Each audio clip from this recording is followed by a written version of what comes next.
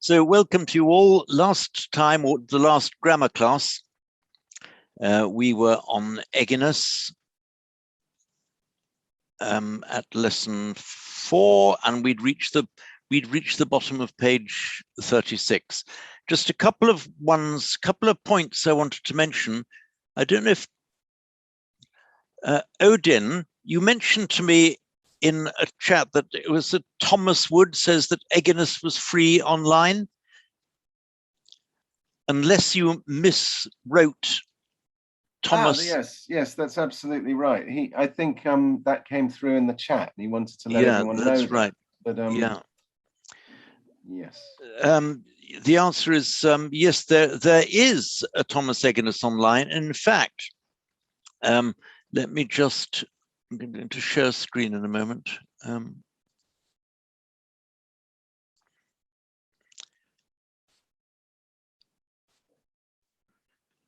just about to share my screen. 1, 2. If you can all see my shared screen, yeah, I did actually mention in the resources sheet that the Egginess is available online. I've in fact given the link there. I don't know if that was the same one that was being referred to at the last meeting. Sorry, 2 meetings ago. There was one problem with this version of Egginess that I've given you the link to here, is that the PDF scanning or copying hasn't been very, very well done in many cases. In many cases, a part of a page is missed off, or the margin is missing, or a few letters are missing down the side, or from the top or bottom. So yes, it's there, and it's there on that link as well. So I just mentioned that. Hi James, would you like me to show where the book is in the class resources? Maybe yes, I can please. share the screen. If you just give me 1 second so I can access it, and then maybe this can be helpful. All right. So let me share my screen. This will interrupt yours, but you can always do it. I mean, reshare it later. Okay, so that's the main course page. And if we go to Learning Sanskrit Language and Grammar, lesson 1, we have the book here that can be downloaded under the class documents. That should be it. I hope that's helpful. Okay, thank you, Lavinia. I don't know if that's the same edition that I've given in the link that I shared the screen for. I'm not really sure, as I'm using a real book. Okay. But I can check, and I can maybe write a message in the chat later, so we can start with the. I think also if you scroll down, it should be there as an ebook underneath. Oh, sorry, that's true. There it is too. Thanks, Odin. Okay, that's all right. So we have it here. So you got both. Yeah, we can download that a PDF from the right-hand side of the screen, and then we have it here, and that's the edition. It's the revised third. But those issues with the scanning that James was talking about, I think are in this. In both of these copies here. So if James has an up-to-date one, we could replace it if he like. Of course. All right. Yeah, so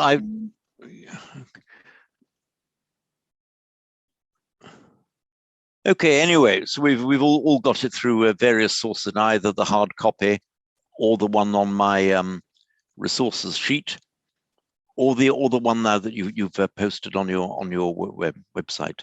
Good. There were a couple of questions remaining from the previous grammar lesson. One was where in lesson 3, we had the that verse there, the ANU verse. And some of you were asking where it came from. I Googled it in Devanagari on Google, and I got several hits for it, but none of the hits told me. They simply repeated the verse. None of them told me where it was from, who wrote it, or in what work it's found. So I'm afraid I've drawn a blank there. You just have to enjoy it for what it is. Now, also we had, let me get rid of that. We had a couple of etymological questions, both of them from Mariano, which I've checked. Hello, Mariano. Right, whether there was any relationship. We have. Can you all see my my what's it called, iPad screen? No. Ah, I think sorry. you have to share again. Ah, maybe the previous share was blocked. Yeah, exactly. Share screen. Share Okay, screen. where are we? Oh, there we are. Here we are. Have you got it now? The iPad screen? Right. Yes, thank you. So,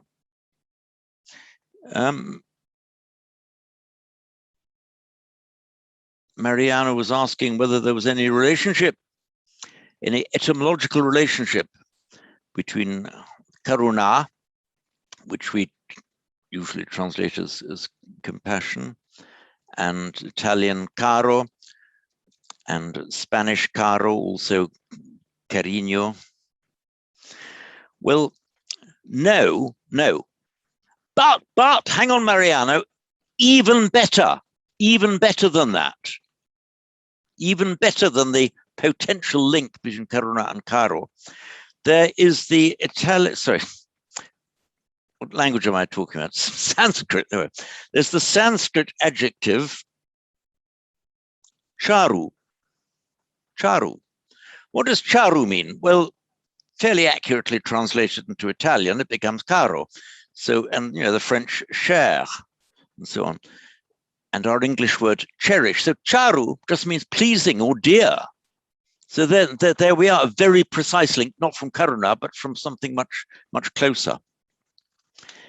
And also with his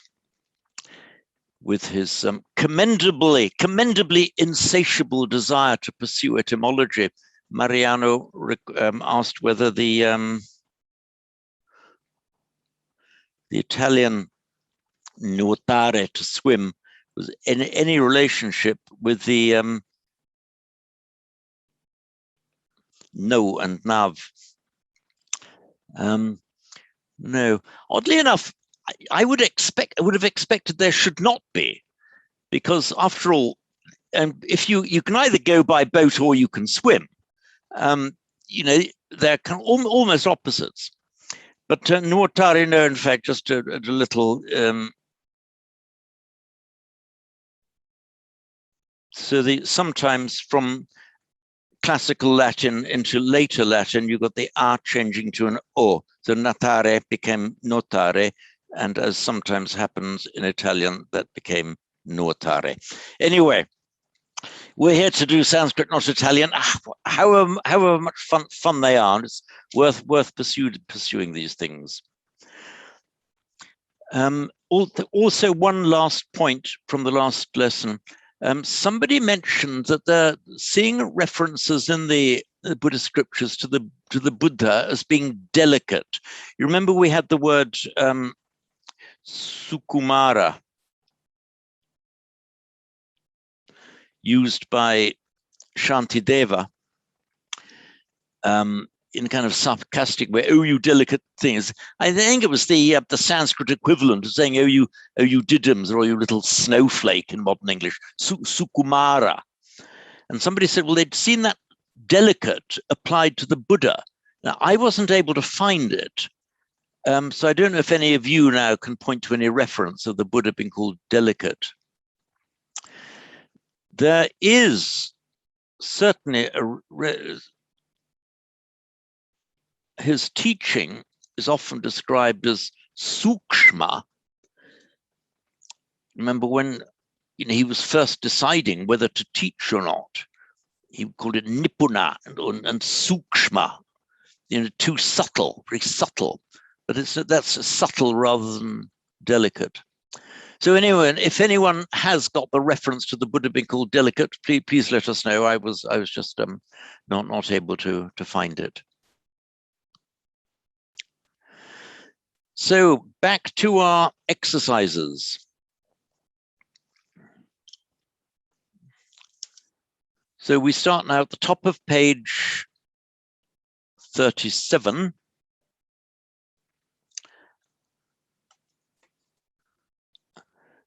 And we have the sentence, which will be read by,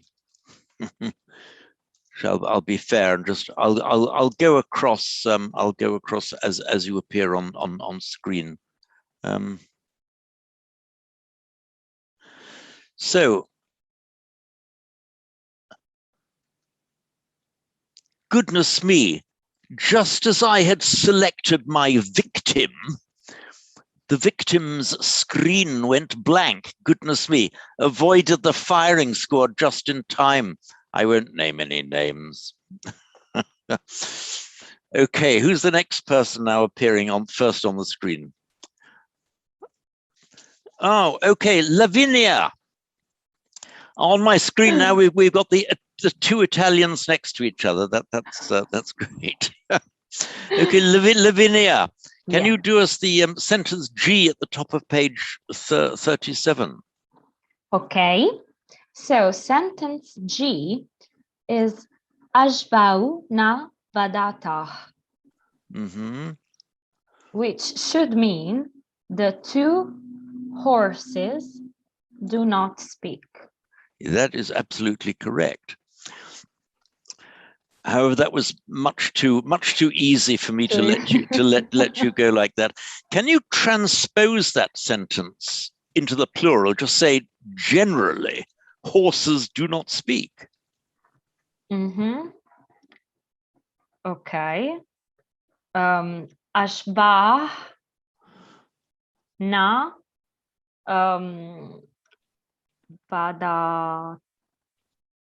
vadanti. Yes. Right. You said it absolutely correctly, but without applying the sandhi. Yes. So applying the sandhi, I've written it, the way I've written it here on my screen is the way you said it correctly, but before applying sandhi. Applying sandhi now, what will it look like? Ashvahna vadanti. I think you said it in exactly the same way as before.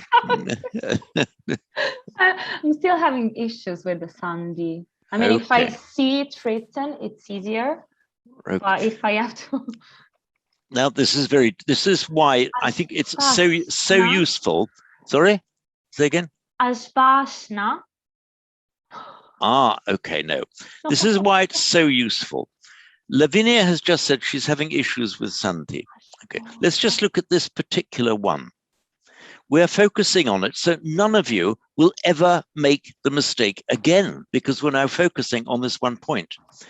Where you get a word ending in a long R with ashva, long R with visarga, followed by a voiced consonant. Mariano, assist your fellow Italian. What's the correct sandhi here? Unmute, Mariano. Well, you see, I can say it in Italian, but not in English. Now, okay, well, try in Italian then. My guess is that the voiced N changes to a retroflex N. Oh, no. That's a wild guess. It is, yeah. Ignore that, everyone. He's not being misled. Okay, the R before a voiced consonant, the R simply drops out. So that sentence becomes Ashva Navadanti.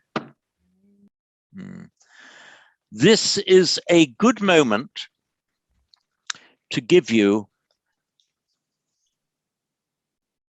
to give you a lovely expression in, actually I'll give it in Pali and Sanskrit. Let me write it in Pali first. There's a good reason, by the way, why I'm giving you this to you in Pali and Sanskrit, although this is a Sanskrit class. So we have the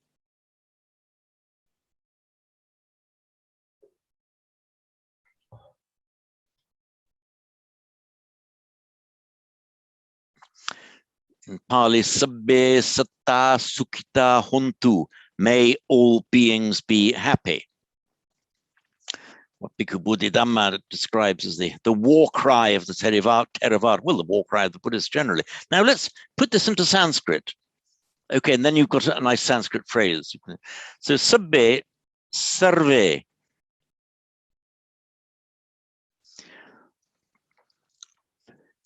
And you may be asking yourselves, well, if every or all in the singular is sarva, why isn't it sarva? Well, the answer is it's known as the pronominal declension. The pronouns decline a bit differently from normal nouns and adjectives. Various words come under the pronominal declension. Sarva, meaning all, is one of them. Eka is another. Anya, another, is another. So other people is not anya, but anye. Eka means one. In the plural, ones means certain people, some people, eke. Sarva makes its plural, nominative plural is sarve. So sarve satta. And satta is the normal a for the plural. So sarve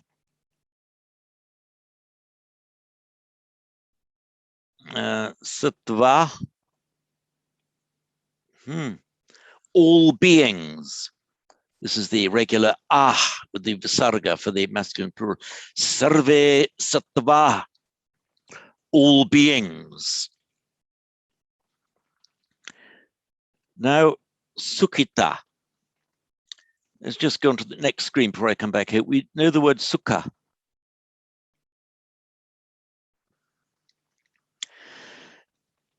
Sukha, okay. It's loosely translated as happy. Now, you can have a causative verb, sukhayati, means to make somebody happy. And that makes its passive participle as sukhita. Sukhayati, sukhita. So sukhita means, okay, means happy, but more specifically, grammatically, made happy, caused to be happy. Sarve satta and sukhita in Pali, sorry. Come on. Very gently.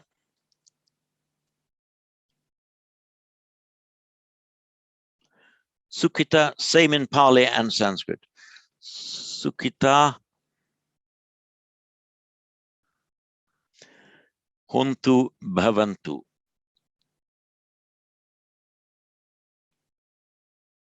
Now, okay, Lavinia has disappeared, so I'll now ask Mariano, who had this wild guess last time. Now, we've got sukhita. I've written sukhita bhavantu. In the light of the new knowledge that you have, what happens to sukhita bhavantu with sandhi? Unmute, Mariano. Okay, now, well, we could guess. No, we don't need guesses because you now know. Yeah, but the S is not a voiced one. You said followed by a voiced one. Yeah.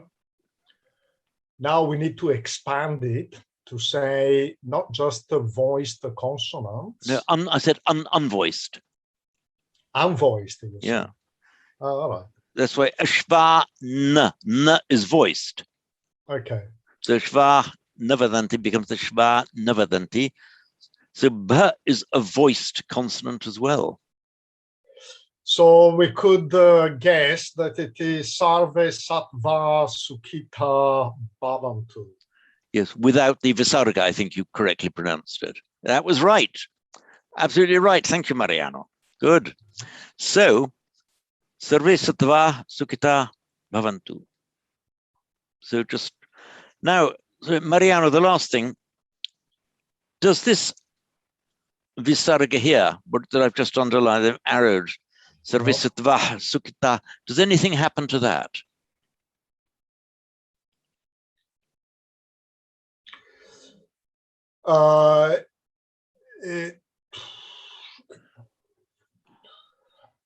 In some situations, I think it can change into an S. Okay, you're right. You're very advanced there.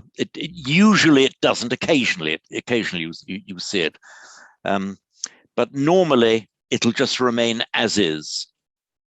Sarve Sattva Sukhita Bhavantu. So now you have the phrase. So now you can all say, both in Pali and in Sanskrit, either Sabbe Satta Sukhita Huntu or Sarve Sattva Sukhita Bhavantu. And while we're on it, just to make sure you fully got this, Bhavantu, you've seen Bhavantu. We have done the endings with anti. Vadanti, vasanti, bhavanti, bhasanti, and all the anti they are. You can, that's the indicative. In other words, it's making a statement. So if you said Sarve Sattva Sukhita Bhavanti, that would be a highly desirable thing, but it would not be a correct statement because not all beings are happy. If you change the anti to antu, that means may they be. That's an imperative form. It's expressing a desire that they should be. It's exactly the same. We have just tiny remnants of the subjunctive left in English. We can say it is so, a statement, it is so, or we can express the desire, so be it. That is the change the anti to antu in Sanskrit, and it has that same effect. And by the way, it works the same for the singular as well, ati to atu.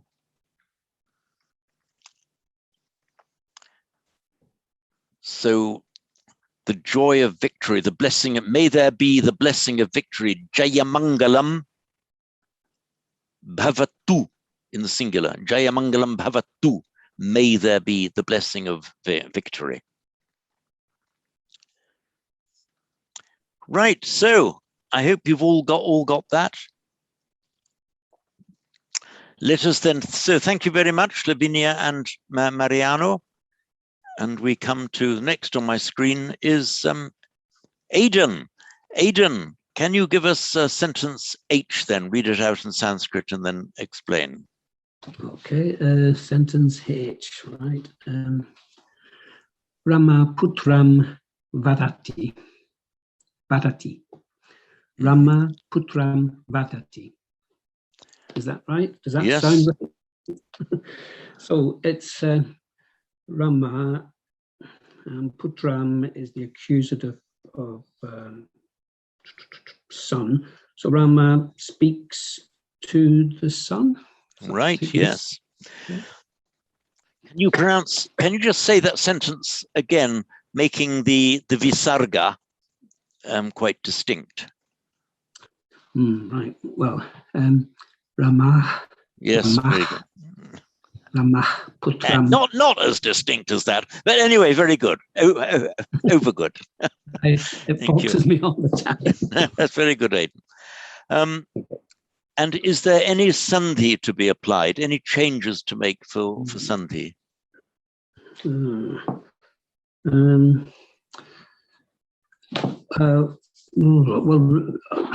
yeah, just looking at the sentence underneath, does it change at all? No, it doesn't seem to change. No, it doesn't seem to change. No? Correct, because it was we've got a P there, the unvoiced. It doesn't apply to all unvoiced consonants, but it's general rule. P, we got a P there, so there's no changes. Rama putram vadati. Right. Can you, by the way, now change it, Aidan, so it's the other way round? The son is speaking to Rama. How would that go? Okay. So the son is the nominative, so it'll be putra,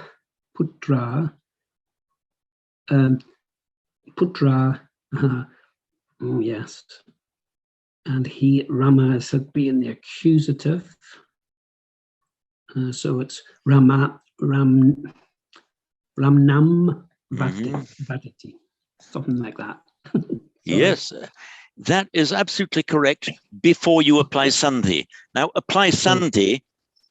We saw that Ramaputram followed by P, and therefore no sandhi applies. So in the first sentence, but in the second sentence, what change do we need to make to apply correct sandhi? Okay, so does it become Ramo? Is it? Have the courage of your convictions, Aidan. Yes, you're there. Ramo Vadati. Ramo. So putro Ramam Vadati. Correct, you got it.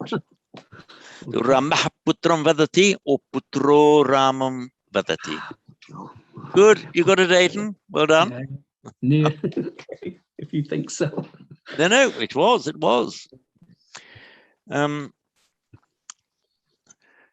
Chris, we're now onto the much easier bit, translating English into Sanskrit. So can you do a sentence A in exercise 5? Okay. Start with the English. The men speak to the deer. So far, so good. Without a fault. One deer. So, Nara Mukram Vadanti.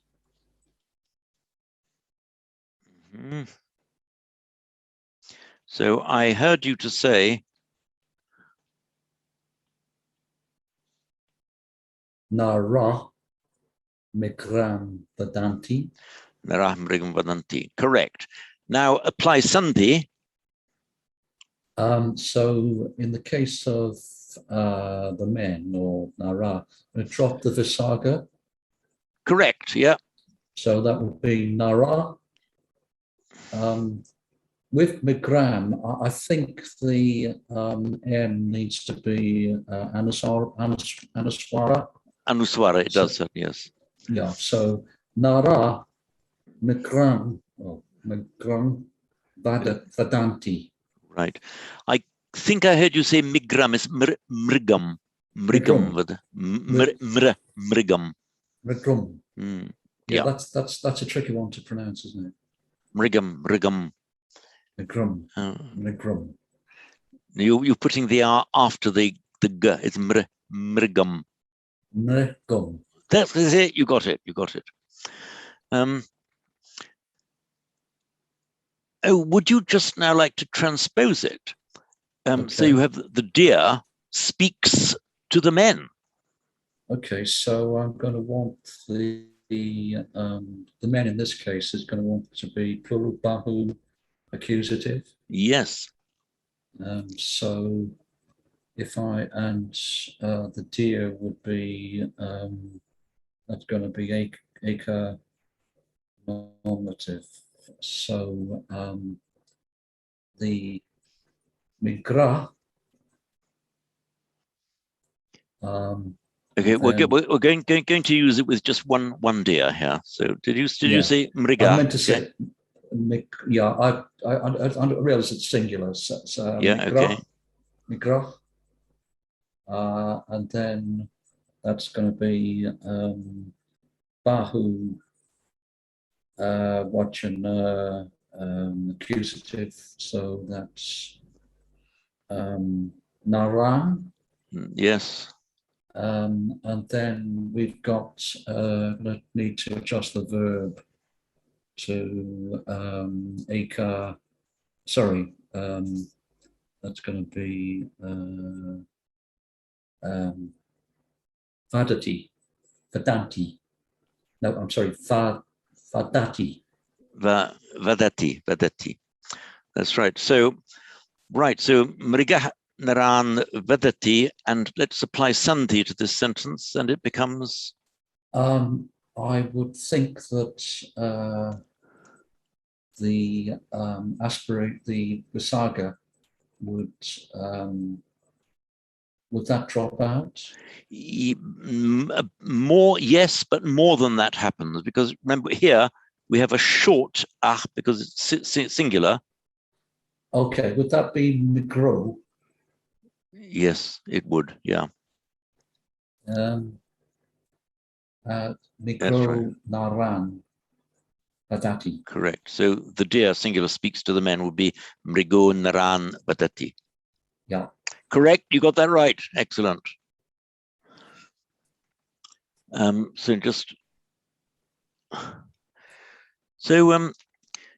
Kath, you're next.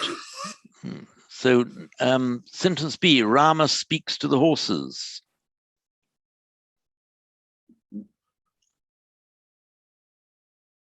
Okay.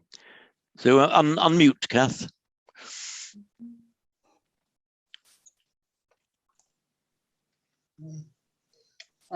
Rama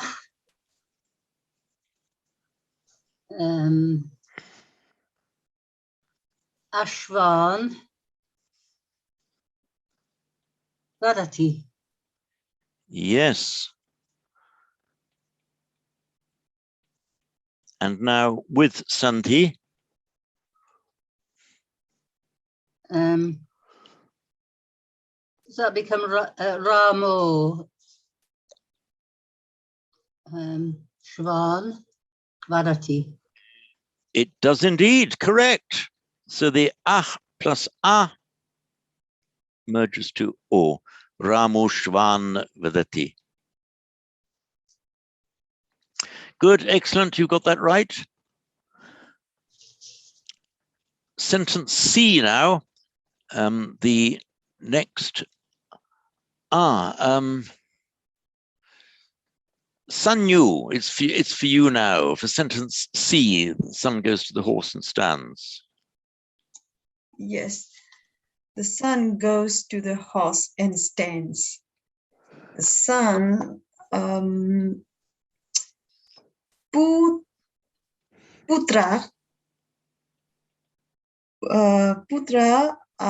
ashvo, no, putra ashvam. Mm-hmm. Putra ashvam gachati. Correct. Ka. Remember, it's what's the word to stand? Ka. No, it's a cha. Cha. Yeah, in the just because of the system of transliteration we use, it's just a convention. Okay. That the C is used to represent the ch sound. Yeah. So Yes. and the K is used to represent the k. So cha. Gachati cha. Yes. So Gachati cha. Putra ashvam gachati cha. Tishtati. Tish. I don't know how to pronounce it. Tishtati.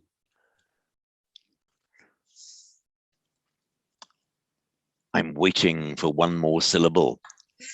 And okay, cha. One cha. Yeah. Now, do we have to put two? No, we don't. We don't. Now, this is a vital bit. I'm glad that this happened. Okay. You can have one or two. Okay. But if you are only going to use one, you have to use the last one. So you say he goes and stands. You say gachati tishtati cha. Putra ashvam gachati tishtati cha. Correct. Okay. Correct. That's right. There is an alternative way of doing it where you can repeat the cha. Optionally, you can say gachati cha tishtati cha. Gachati cha, tishtati cha. Yeah, but if you want to drop one of them, you drop the first one. You must keep the second one. And for those who know Latin, it's like the que, meaning and, which is always joined onto the end of the word. Okay. SPQS senatus populusque Romani, the Roman Senate and people. Senatus populusque, Senate and people.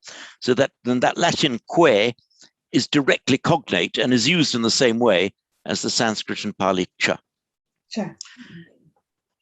If you repeat the cha, the first cha, then it has a slight emphasis which roughly reflects where in English we could say he does A and B, but we can emphasize he does both A and B, so emphasize it slightly, and the repetition of the cha is a little bit like that.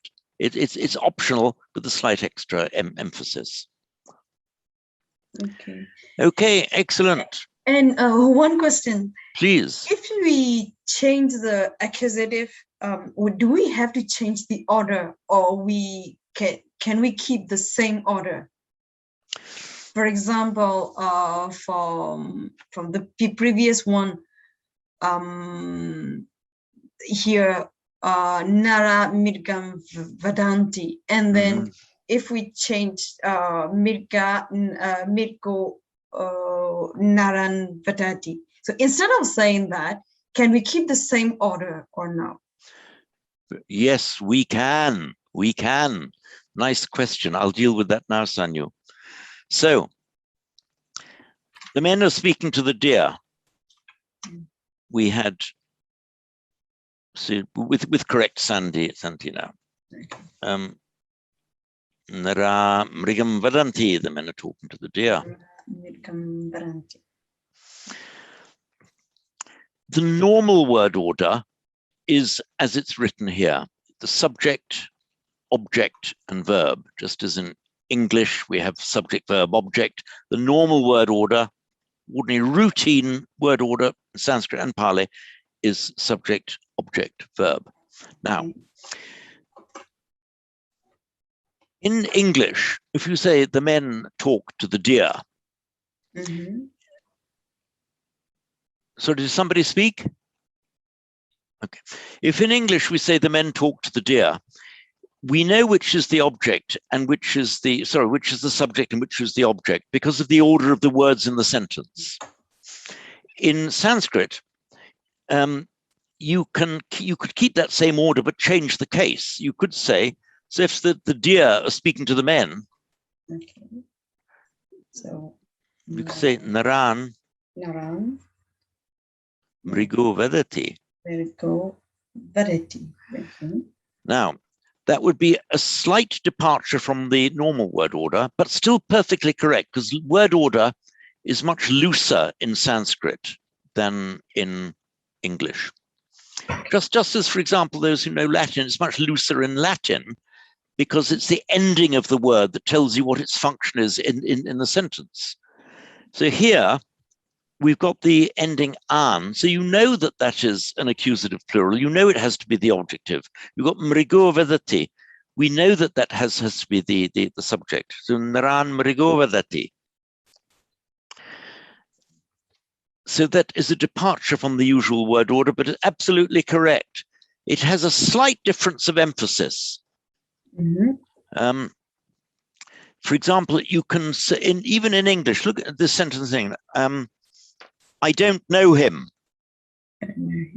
I don't know him. Is that normal word order? But you can change the order. Suppose you say him, I don't know. There's a slight emphasis there. It means I might know the others, but him, I don't know. Okay. So in other words, you're changing the emphasis slightly by using the, so for example, you could say, I will do that. Okay, that's normal word order. But suppose you say, that I will do. Then that means, well, there are several things I won't do, but that I will do. Yes. So there's the slight difference of emphasis there. But it's more fluid in Sanskrit and Pali. because we've got the word endings that will help us, that will just indicate what the function is in the sentence. So very good point, Sanyu. Thanks for raising that. It will crop up many times as we go along. Thank you. Right, now the next on my list, or the next in the screen for D, is for your good self, Brother Gao. So please unmute and give us sentence D. Good afternoon, sir. Yeah, good afternoon. But Is I that me? Are you talking about? No, I was talking to Brother Gao. Here we are, Brother Gao. Sorry. Just okay. Okay, D. Elephants do not remember. Okay, I can just hear your voice, but it's coming through a little bit faded. Is it?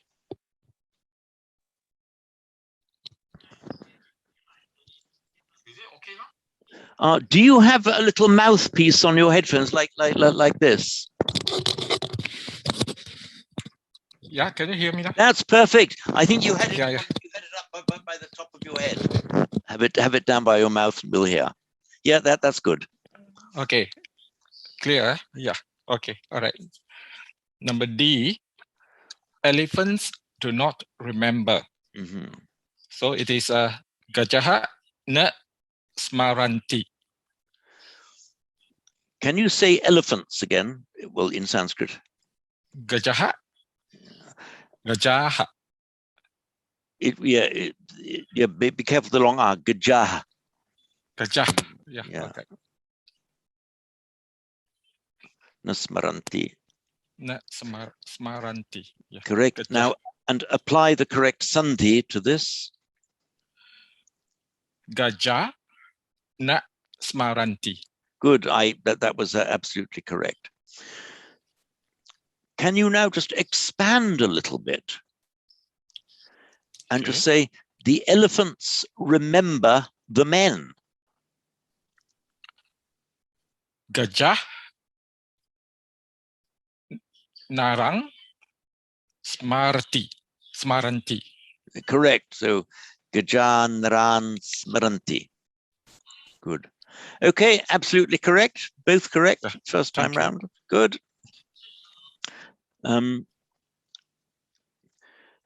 Now the next on the screen is yourself, Bhante Yushi, for sentence F, please. Yes, sir. Please. Sentence F. Yeah. Where is the elephant? Sentence E, F. F. Yeah, that's Where right. is the elephant? Where is the elephant? Where's the elephant? Asvaha kutra asti. Well, we were thinking about a larger animal than the ashvaha. Kshamatan. Gajaha kutra asti. Gajaha kutra asti. Gajo kutra asti.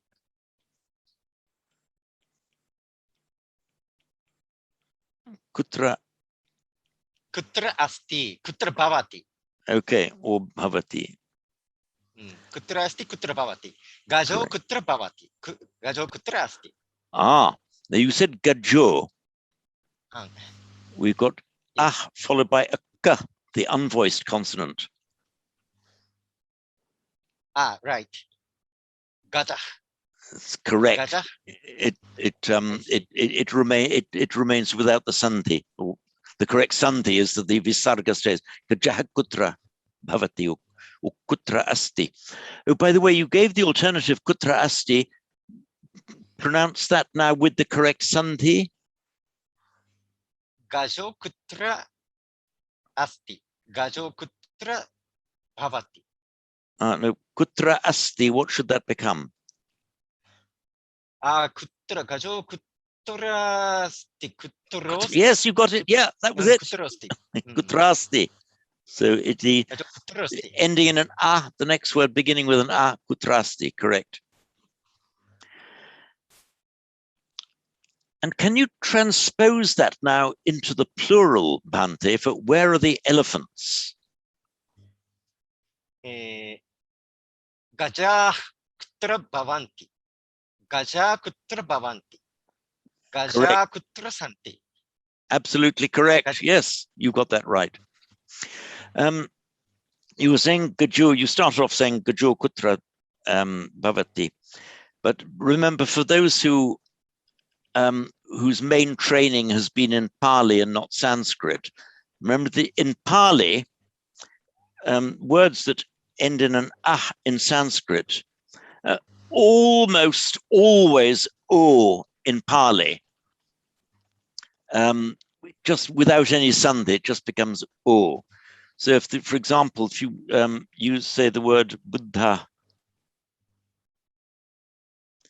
standing on its own in Sanskrit, on its own, Buddha. But even standing on its own in Pali, you say Buddho, Buddho. And iti vadati Buddho, thus speaks the Buddha. Iti vadati Buddho. Whereas in Sanskrit it would be iti vadati Buddha. So there's just a few more things you have to keep in mind with Sanskrit. Thank you very much, Bhante. That was absolutely correct. Thank you. Right. We've run out of visible faces, and I'm including the ones who answered last time. So is there anybody who's going to do an act of courage and just show the face? Please, Christine. Yeah, I'll have a go. I'll take the plunge. Okay, so I was actually thinking in particular, thank you very much, Christine. I was thinking in particular of those who'd hidden their faces. None have come up, so it's your turn, Christine. Thank you. So it is Rama speaks and the sun remembers. Okay. Rama Vadati Ya Putra Smarati. So can you say that slowly again without sandhi? You got it mostly right. Rama Vadati Rama Vadati Cha Putra Smarati. Did you say putracha? No, I didn't. I didn't put a second cha in. Okay. And as you said, it should be the second if I keep it.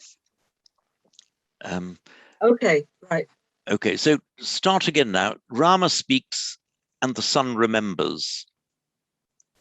Without sandhi and then with the sandhi. Okay. I'm not so good with the sandhi. That's my next vision, I think.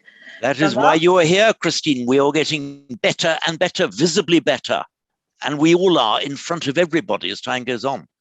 I hope. You see, you're going to be better at sandhi in 1 minute's time than you are now. That's going to be a jump. Okay. Rama Vadati Putracha Smarati. Yeah, smarati. Okay, correct. Now with the sandhi, first of all, you can see on my screen, we've got the ah followed by a voiced consonant. So what happens there? Oh God. I can't remember whether I just dropped the H or whether it turns into an O. Okay. Ramovadati? It would be Ramo Vadati. Ramo Vadati. Now, in what circumstances, preceded by what letter would you simply drop the H?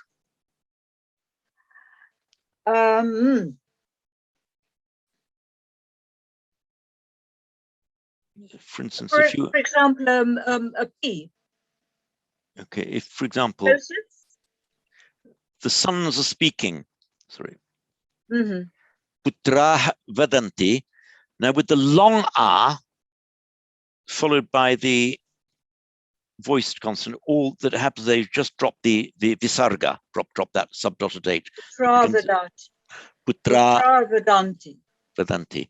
Whereas if it's the short ah, then the entire thing, the ah changes to o. So you got that right, Ramo Vedati. Okay, so you really can hear the difference between singular and plural there. You can indeed, and that's why, and there are various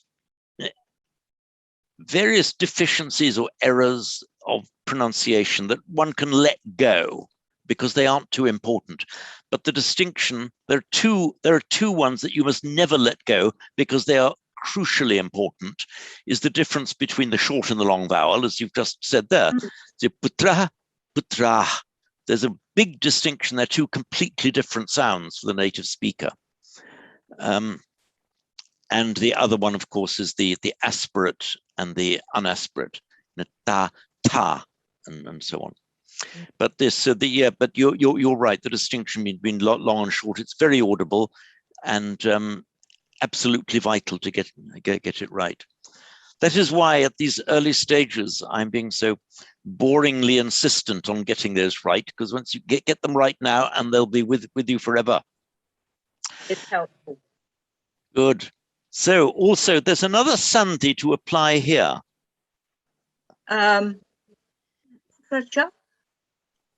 Taking out the So putrancha. Putrancha Smarati. Before a cha, the h changes to a sh. Putrashka. Putrashcha. But you've got to sound the sh. Oh, there's a lot of ch in there. I'm afraid there's an awful lot of ch there in Sanskrit, yes. Putrashcha. Anyone who speaks Polish will be fine with it, but putrashcha. Putrashcha Smarati. Putrashcha Smarati. So actually this visarga, I'll say again for those who can't remember, visarga just means the emission, the letting go. Visarga is the expulsion of breath. In very ancient times, even pre-Vedic times, it was an S. And it's that S that has remained in most other European languages. And typically, of course, we know in Greek and in Latin, it's remained as an S. So to speak, the parentage of the visarga, the ancient origins of this visarga are seen again when it's followed by a consonant that the S wants to join to. So if you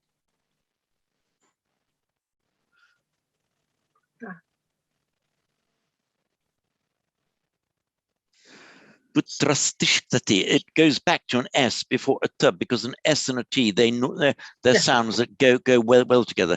Putrastishtati. And before a ch, the S wants to join, but it wants to come out at the same position as the ch. They're not putrascha, but putrashcha. So if you just softly say it to yourself, you can see how this is the natural way that it comes out. Or rather, it's the natural way that it comes out if you're a Northern Indian speaking 2,500 to 3,000 years ago. That's why it's good to go into soft focus and imagine yourself there. And remember, these rules, they aren't just boring rules invented by someone. These rules, so-called rules, actually reflect the way that the language was spoken at the time. So we think of them as rules, but that was just how it came out at the time. So good. Thank you very much, Christine.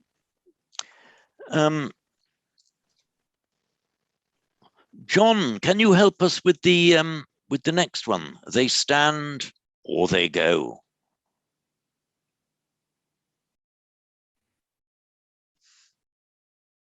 Yes, I was looking ahead at that one and thinking, does this require a pronoun or just the verbs? It doesn't require a pronoun, but you can put a pronoun in, but yeah, it's optional. Not exactly optional. It can go in, but it would tend to, but it would go in for a purpose, and the purpose would tend to be additional emphasis. They, as opposed to somebody else. But if just a bland sentence, say it without the pronoun and then with.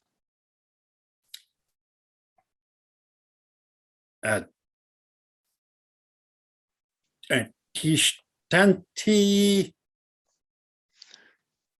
gachanti va.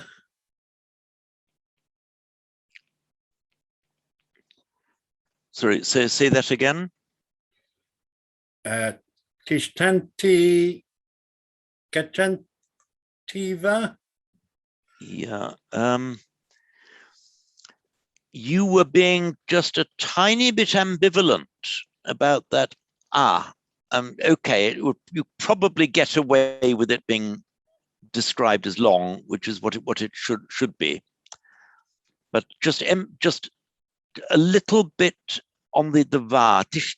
Tishtanti gachanti va. Tishtanti gachanti va. Correct. Very good. Now, a few minutes ago, we were talking about you can put in an optional cha. Let's say it was they stand and speak. Tishtanti vadanti cha. Or you could repeat the cha. Tishtanti cha vadanti cha. Exactly the same applies with va, meaning or. So can you do that sentence again, but with the optionally inserted second va? Tishtanti va gachanti va. Correct. And again, that can be used to indicate a slight emphasis, just as in English we can say both and. The va is roughly equivalent to our English either or. They either stand or they go, so emphasizing the contrast between one or the other. Would you please transpose that sentence as if you're into the dual, so you're talking about just two people rather than the plural? So first of all, what is they two are standing, the two of them stand?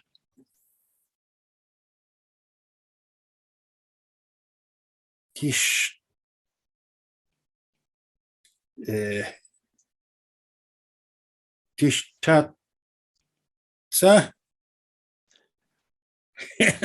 Yes, you got it. Tishtata. They two stand. Right. So continue with the sentence. I've forgotten what the sentence was now. Because they stand or they go. But you were talking about two people, so the dual. Gachata va. Okay, good. So far, so good. Word by word. Now apply sandhi to that sentence. The word by word, you got it absolutely right. Now say it correctly with sandhi.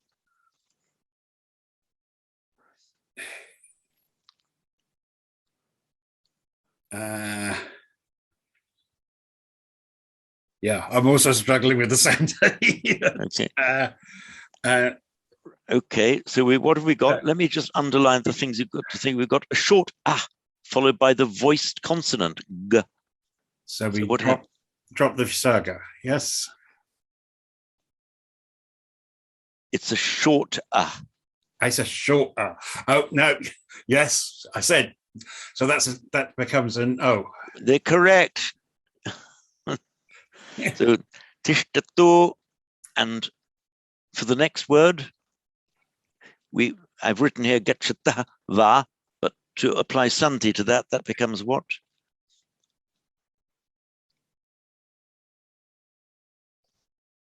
That's also becoming an O. Yes. Yeah. Oops, sorry. There we are. That's it. So now you are able to say very correctly, which you're about to do, talking about two people, and you can use an extra va as well. Those two either stand or go. Tishtato va gachato va.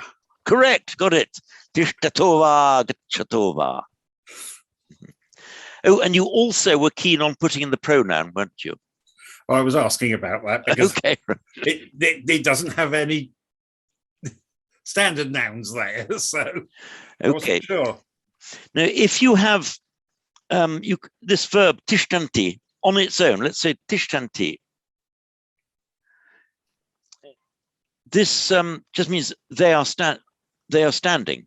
But in Sanskrit, you don't need to put in the pronoun, because the fact that it's a third person plural, anti, third plural, is inherent in the form of the verb itself.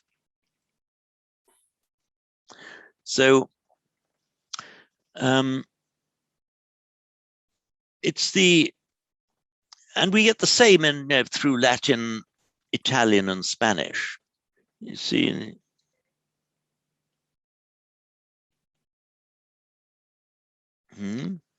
So in English, we can't just say who are.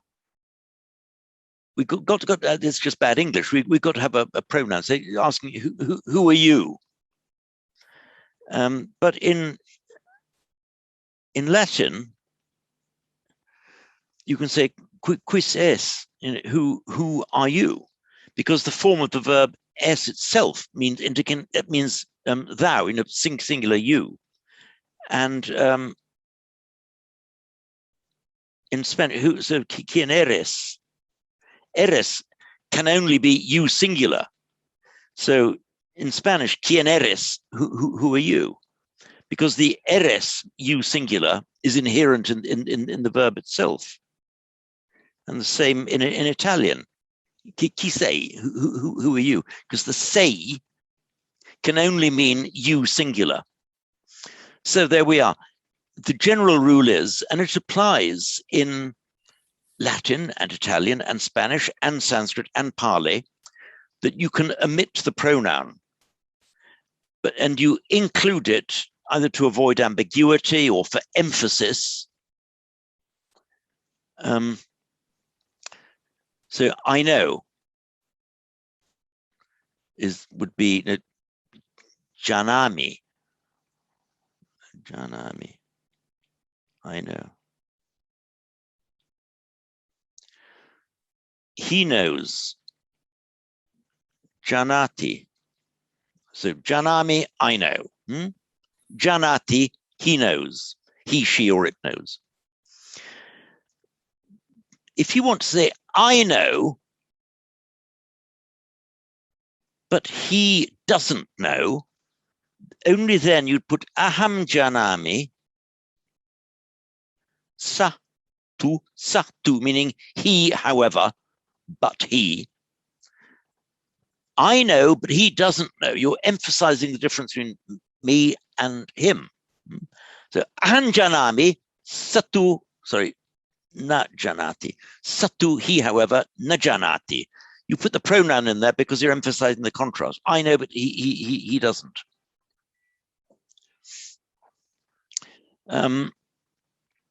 Yes, Odin is asking me to bring in German.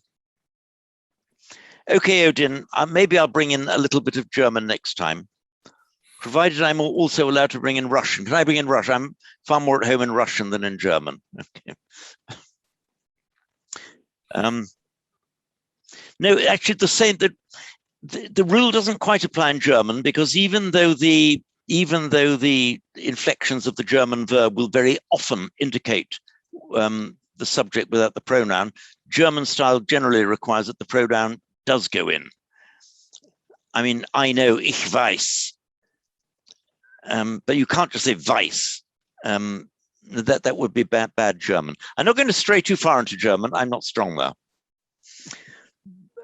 You can ask me about Russian next time, Odin. So just one last one then.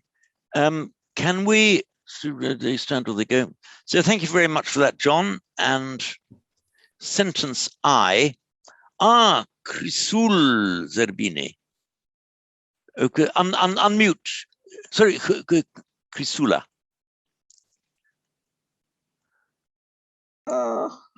Yes, how about Greek? Greek, okay. Yes, okay. Well, the same one, in Greek. One Greek person, yeah. Okay, fine. Okay, well, the same applies in Greek, you see. Toxero, I know.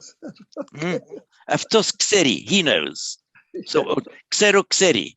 However, to emphasize, ego toxero, aftos zen toxeri, you see. So you put the pronoun in to emphasize the difference. Did I get that right in Greek? Yes. Thank you very much. Good. Thank you, Chisula. You're welcome, James.